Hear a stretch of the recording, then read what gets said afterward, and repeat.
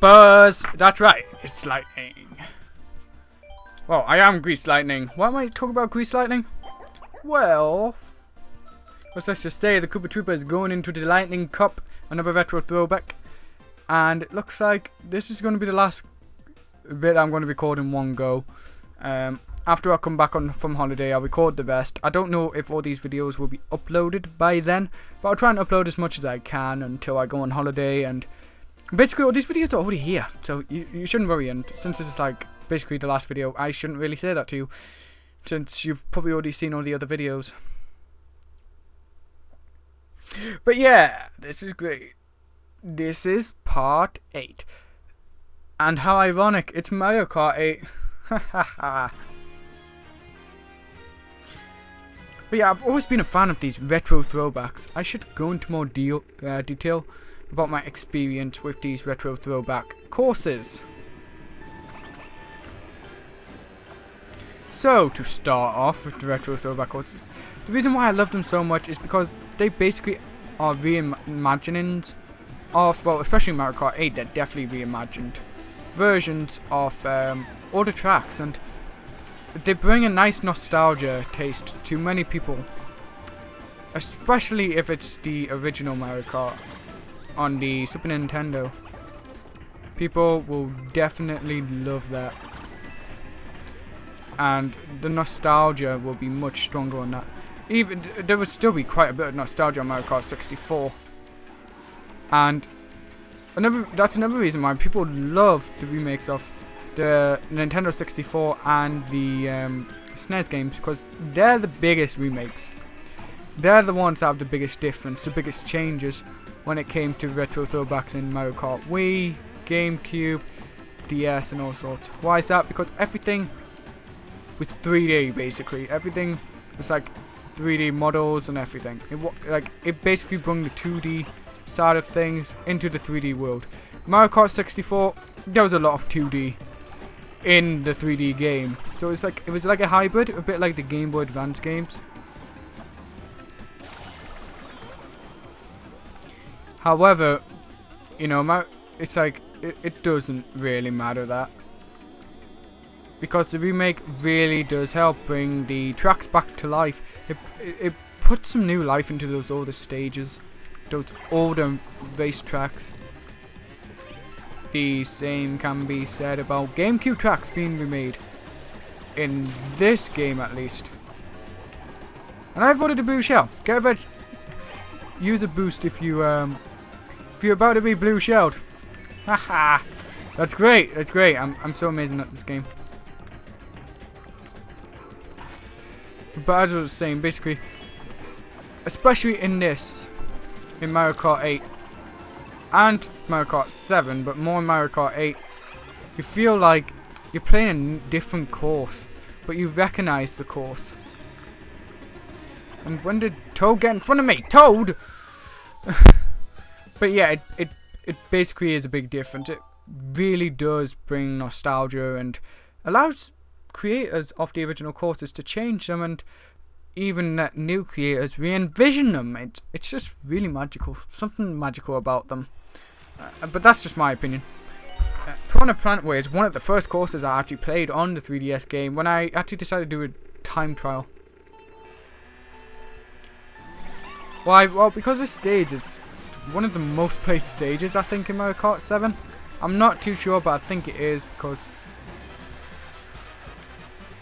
well, especially after Mario Kart 8 came out, because people were like comparing the hell out of it, and it looks so much nicer than the 3DS version. But the 3DS version was still quite impressive graphically, but the new effects and the water and everything just look amazing on the remake. Is this a remake or is it a remaster? That's the thing. The SNES tracks you could, and then mainly the SNES and Game Boy Advance tracks, you could say are remakes. Most of the retro throwbacks are more or less remasters, and that's just me. Mario Kart 8, they're more remakes than remasters, but they're mostly remasters. which is fine by me because all the tracks are fun. They don't really need changing the tracks unless you want to make it suit the new mechanics of the game, which what Mario Kart 8 does. It basically tries to get all tracks to suit the mechanics of the game, and it really works. The game is non-stop full speed action.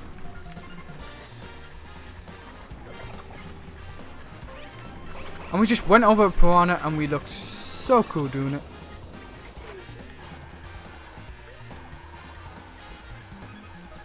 But yeah, as you notice, I'm not actually like focusing on the coins because I'm trying to win. The thing is, there's kind of two things you need to look for: the coins and to win. You need to look forward to winning, and you need to look for the coins. Because, ladies and gentlemen, this is Mario Kart 8. Mario's all about coins. Mario Kart's all about the racing, coming first, and basically having a blast. And yes, I think Smash Brothers is a little bit overrated for what it is. I think Mario Kart is not overrated.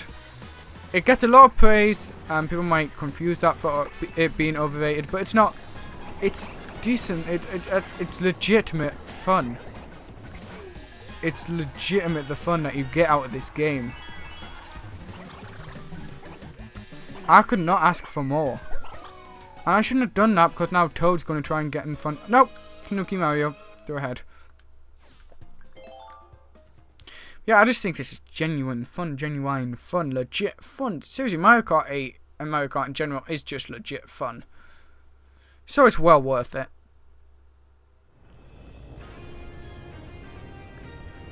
Oh, I remember this track from the Wii. The Wii game I did play online as well. I didn't play it as often online. Mainly because, well actually no, yeah I did play it. It was the DS version I didn't really play online. Or any DS game. Even though I wanted to, as much as I wanted to play the DS online. A lot of broadband hubs were incompatible. Like, loads of routers were incompatible with the DS. But were compatible with the Nintendo Wii, which makes me think, what, Nintendo? What were you thinking when you were putting Wi-Fi on the DS? Was there any point of putting Wi-Fi on the DS, like online play? If most of the stuff that people use to get online are incompatible. But basically what you would have to do is you would connect to the internet using your computer. Like desktop or laptop, and you would get this little adapter. This Nintendo NFC or whatever Wi-Fi adapter, which you would buy for like £15. Yes, you had to pay £15 just to get your DS online. It worked with Nintendo Wii as well, since the Nintendo Wii was incompatible with a few routers, but it was nowhere near as bad as the DS's compatibility.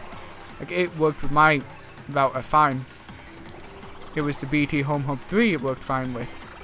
It was the Sky router it worked fine with. When I had Sky, then went to BT, it worked with them. However, it did not, and I stress, it did not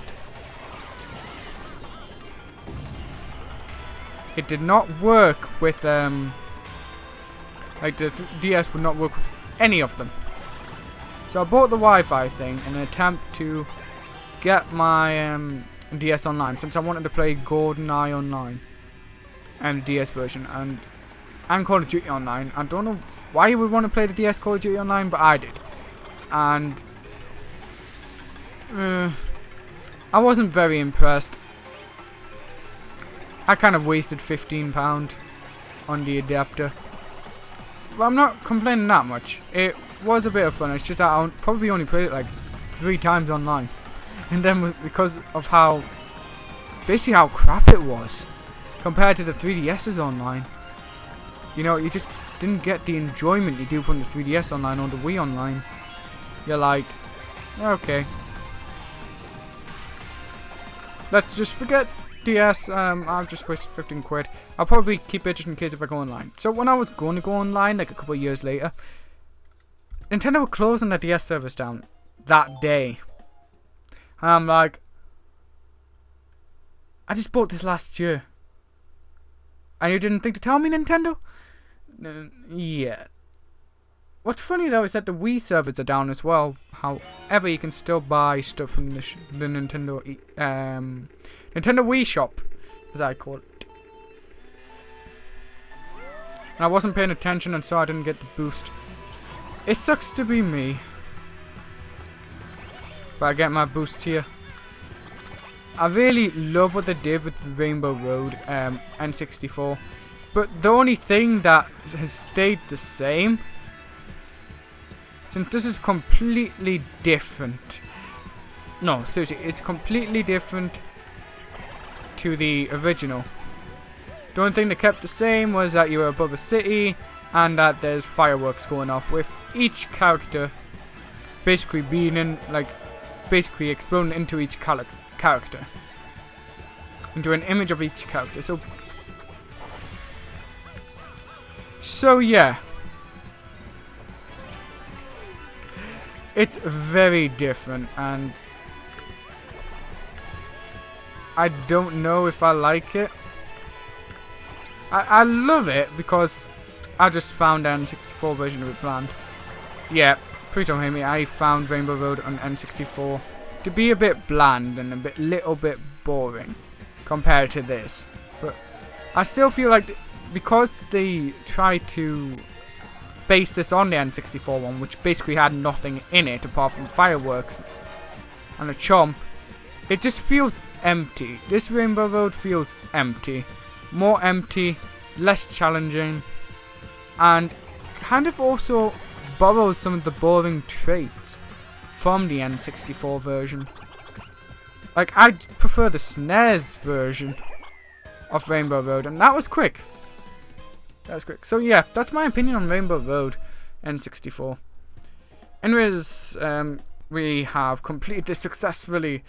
Anyways, this is technically where the Let's Play would have ended if there was no DLC, but I will record the other part at a later date. And anyways, thank you for watching. Please rate, comment and subscribe, and enjoy my victory trophy.